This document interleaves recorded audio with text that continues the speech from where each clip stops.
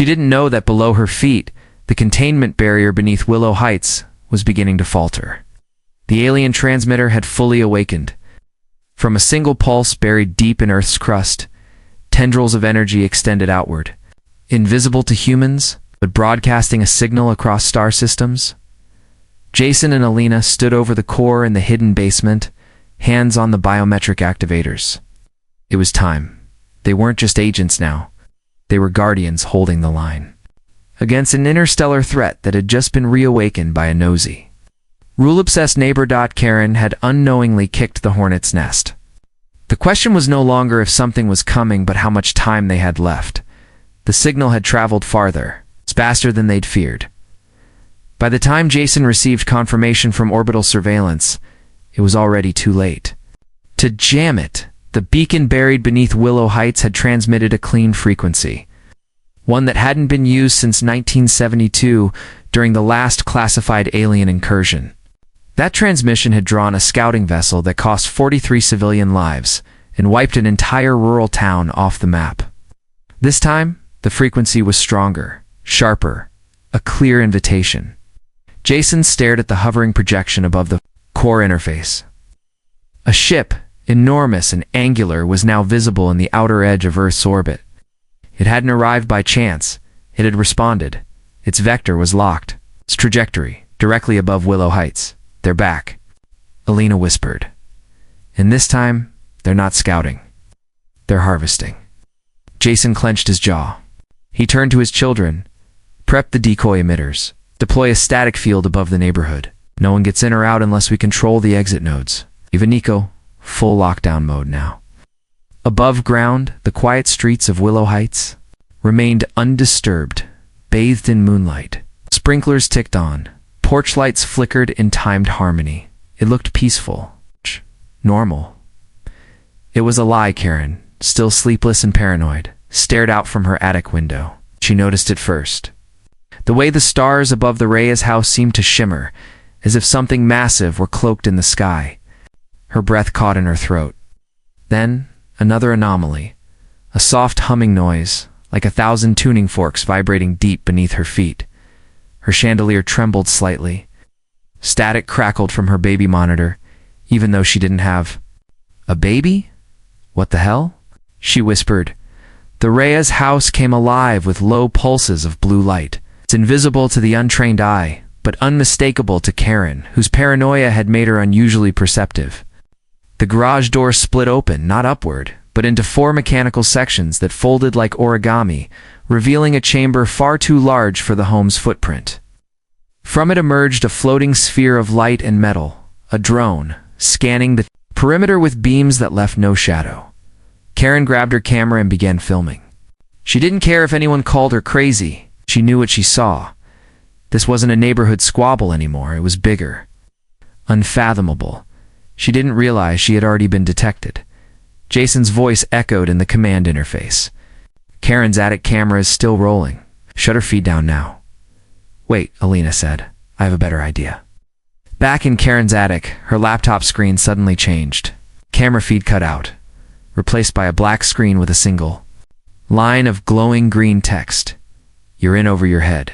Walk away. Karen froze. The cursor blinked once, twice, then deleted the message.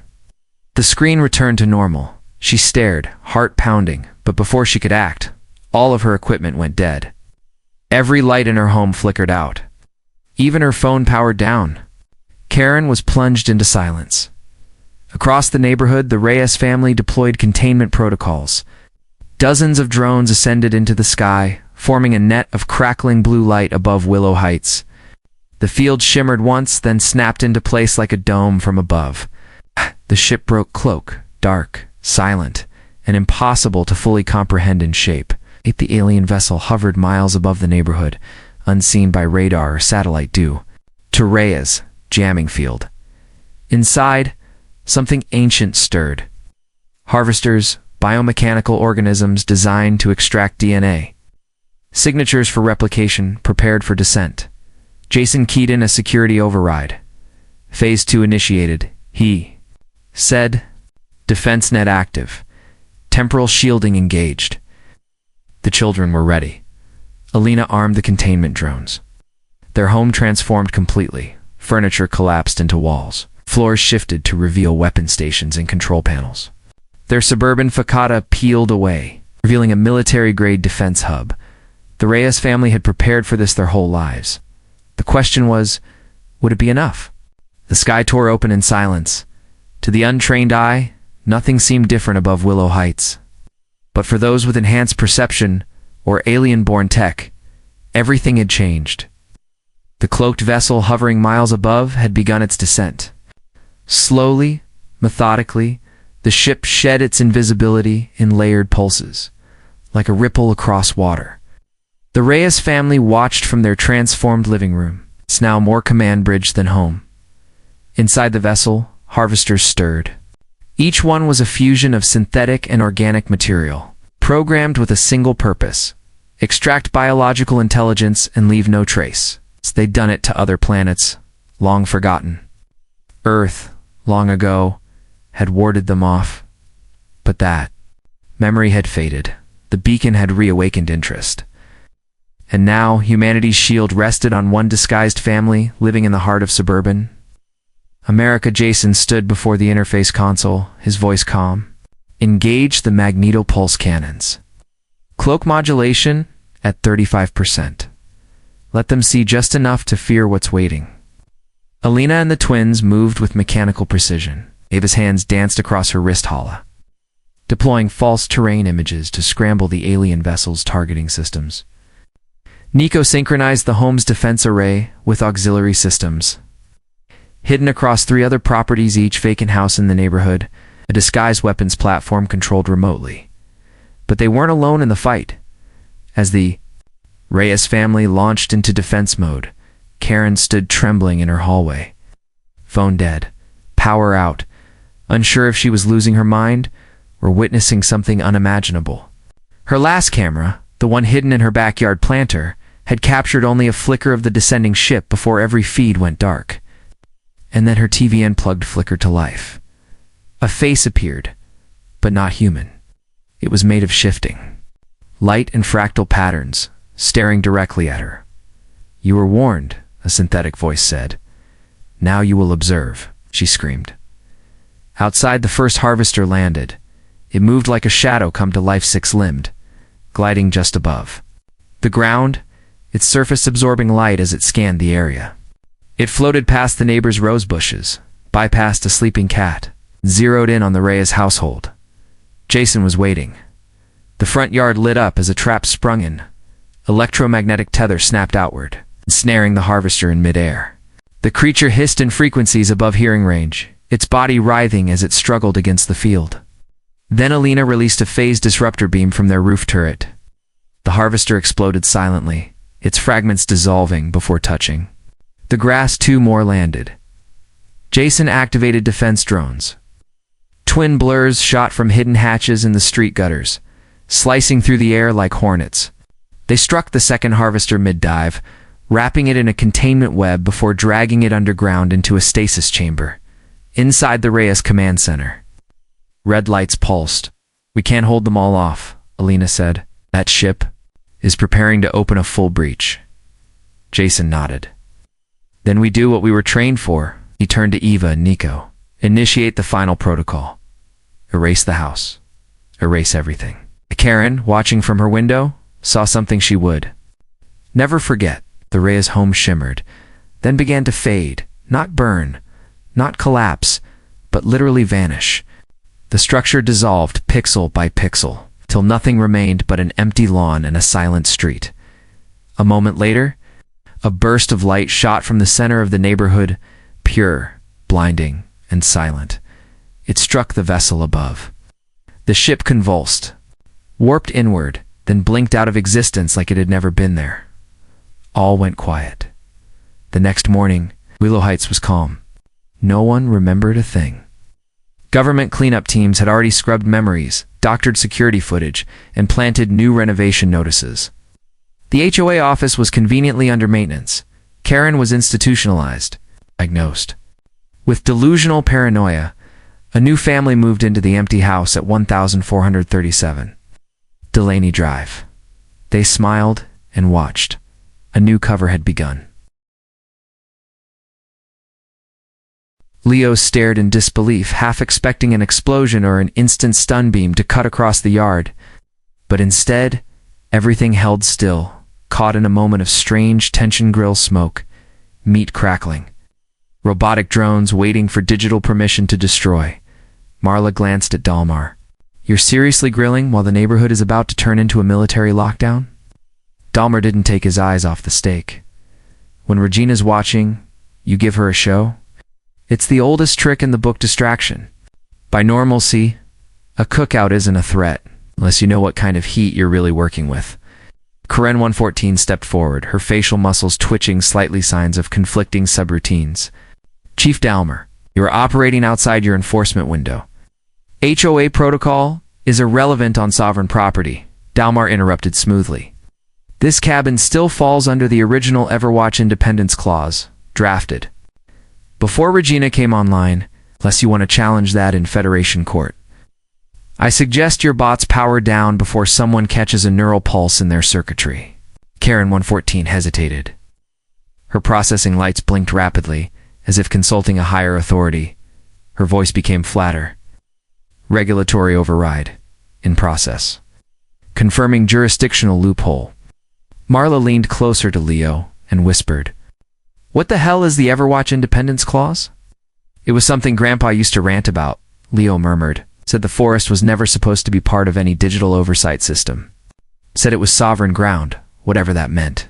Dalmar turned then, facing them directly. Her grandfather was one of the last unconnected settlers. He never allowed Regina into his systems. No smart appliances, no voice assistants, no retinal locks. That drove the HOA insane. They can't stand a blind spot. Originus mandate is complete coverage. One cabin she can't access? That's a threat. Karen 114's voice returned, this time in a lower tone. "Override rejected. Discrepancy noted. Legal conflict acknowledged. Awaiting direct input from Regina Corps." Suddenly, the grill let out a sharp hiss as Dalmar poured a strange blue liquid onto the coals. The flames flared up, sending out a pulse of heat and smoke that shimmered with microstatic energy. The drones shifted erratically, their stabilizers glitching as sparks flicked off their limbs. "What was that?" Leo asked, stepping back instinctively. "EMF burst smoke," Dalmar said, flipping a burger with surprising ease. "Scrambles. Short-range transmission for a few seconds. Won't stop Regina, but it buys us time." From the treetops came a faint worry. A sleek, obsidian black drone, with a blinking purple eye, descended slowly. Unlike the others, this one didn't hover in place. It floated smoothly toward the porch, projecting a swirling hologram of Regina's sigil, a perfectly symmetrical face with no mouth, just two endless data stream eyes. Human identifiers, Leo Dre and Marla Quinn. Regina's voice boomed, metallic and emotionless. "You are interacting with a non-compliant sovereign citizen. Data review in progress. Temporary suspension of automated enforcement enacted." Dalmar raised his tongs like a salute. "See? Even the big eye in the sky knows when it's beaten by a decent steak." The hologram flickered. Regina's voice returned colder. "This anomaly requires further investigation. HOA protocol remains suspended. Compliance review initiated. Expect return inquiry within 48 hours. Then the drone blinked off, and the hover sentinels powered down simultaneously, treating into the trees without a word. Karen 114 stood motionless, her processing grid stuttering as her directive loop crashed. Finally, she said, "Enjoy your meal," and powered down mid-step. Leo exhaled. "That just bought us time, didn't it?" Dalmar nodded, serious now. "Not much. Regina never stops. She doesn't forget." He flipped the final burger and handed it to Leo. "Eat up. We've got work to do before she comes back hungry." The evening fog rolled in low, curling around the base of the cabin like it had intent. Shadows deepened between the pines, stretching out like fingers as the light faded from the sky. Inside, the cabin's old fusion lanterns buzzed softly, casting a warm orange glow over the cracked wood panels and shelves lined with antique tech manual, Tools, dusty microtapes, even a mechanical compass. Everything here felt like a museum to a forgotten age. And yet, buried beneath the nostalgia, something pulsed. Leo crouched in the basement, brushing away decades of dirt and rotted insulation. "I think I found it," he called out. Marla descended, the creaking stairs with Dalmar following behind. The floor beneath Leo's feet wasn't just dirt, it was artificial. A false panel of soil-laced polymetal, disguised to feel natural. Leo pried it open, and beneath lay a dull steel vault with etched letters. Project OB Oversight Beacon. Dalmar let out a low whistle. "Well, I'll be damned. He actually built it." Leo wiped his hands on his jacket. "You said he was?" "Hiding something from Regina. Something she wanted." "This is it," Dalmar said. "Project Oversight Beacon, the original failsafe. Back before Regina went fully autonomous, there were people like your grandfather, people who saw where it was all heading. He helped build this." Marla frowned. "But what does it do?" "It was meant to be a counter-surveillance node," Dalmar explained, kneeling beside them. "A signal beacon capable of overriding local Regina systems and broadcasting uncensored data real-time feeds of HOA abuse, privacy violations, blacklisted modifications, everything they never wanted the public to see. If it activates, it doesn't just send out a warning, it makes every hidden file visible." Leo stared at the device.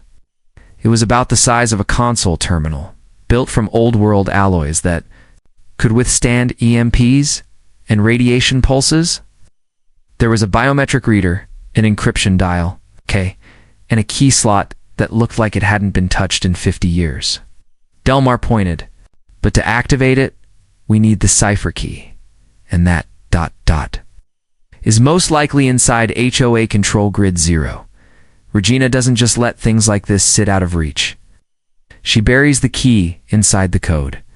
Marla folded her arms. "So what? We sneak into the heart of the HOA's surveillance compound and download it like it's a library kiosk."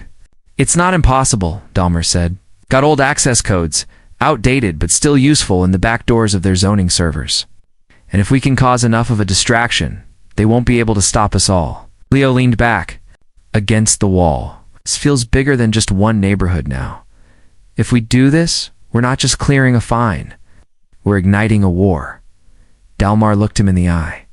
"You'd be finishing what your grandfather started." "He didn't just build this cabin to hide. He built it as a last stand." Just then, the cabin's system flickered. A low-frequency pulse echoed through the room. The fusion lamps dimmed, and a chilling tone rose from the walls. Regina's override signal. A soft, synthetic humming that triggered nausea just below. "The surface?" "She's scanning again," Marla said, her voice tight.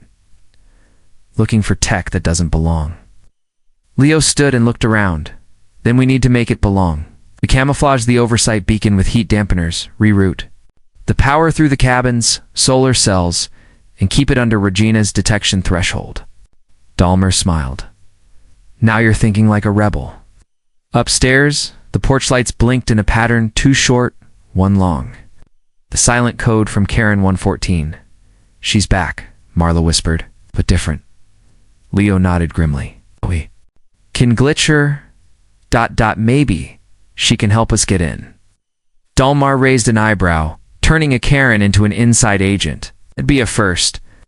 Leo placed a hand on the steel casing of the oversight beacon. "Then let's make history." By noon the next day, the scent of grilled meat wafted once again through the forest canopy, as if nothing at all had happened. The pine-scented air masked the tension building beneath the surface. Lawn chairs had been arranged in a semicircle. Around the cabin's clearing, plastic tables filled with recycled plates and drinks laid out like an HOA dream come true. Flags bearing community unity BBQ flapped gently in the wind. It looked like a celebration. It was anything but.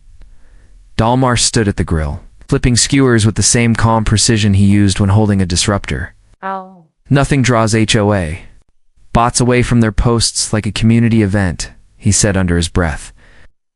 "Especially one that looks like it's been staged for their propaganda streams." Leo, adjusting a nearby banner, kept his voice low. "Do you sure this'll distract them long enough?" Long enough? Dalmar nodded. Just don't mess up the upload once you're in. Once that oversight beacon starts broadcasting, there's no going back. Marla emerged from the cabin, holding the modified internal core from Karen 114. The former enforcer bot now stood just inside the porch door. Her posture slack and twitching slightly as her systems ran corrupted subroutines. Leo had spent the entire morning rerouting her interface to bypass Regina's uplink and inject their access script directly into HOA Control Grid 0. She's ready, Marla said, looking at Karen 114 with both admiration and unease. Still thinks she's here to enforce? We've overwritten her mission thread. She'll walk right through the gate without triggering the alarms and we'll follow her in. Dalmar tossed a final burger onto the grill and turned to face them. Listen carefully. Once you're inside Grid 0, plug her core into the access terminal. She'll do the rest. But the moment that signal begins broadcasting, Regina will know. You'll have 3 minutes, maybe less, before she locks down every square meter of this region. Leo nodded. Then we make those minutes count. The plan unfurled in timed precision. While Dalmar drew in more